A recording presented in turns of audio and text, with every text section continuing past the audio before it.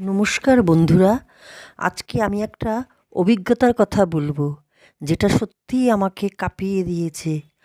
আজ হঠাৎ করেই ভূমিকম্প অনুভব করলাম।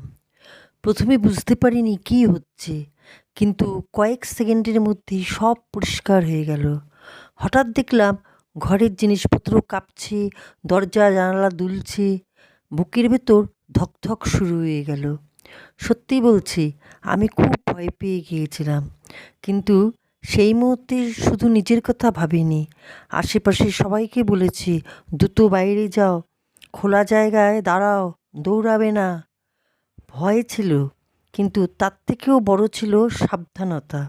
বন্ধুরা, ভূমিকম্প হলে কী করবেন সেটা জানা খুব জরুরি। ঘরের ভেতর থাকলে মজবুত টেবিল বা খাটের নিচে আশ্রয় নিন। জানালা ও ভারী জিনিসের কাছ থেকে দূরে থাকুন। লিফট ব্যবহার করবেন না। বাইরে থাকলে খোলা জায়গায় যান। বিদ্যুতের খুঁটি বা বিল্ডিং থেকে দূরে দাঁড়ান। আতঙ্কিত হয়ে চিৎকার বা দৌড়াদৌড়ি করবেন না, শান্ত থাকুন। এই কয়েকটা নিয়ম জানলে বড় বিপদ থেকেও বাঁচা যায়।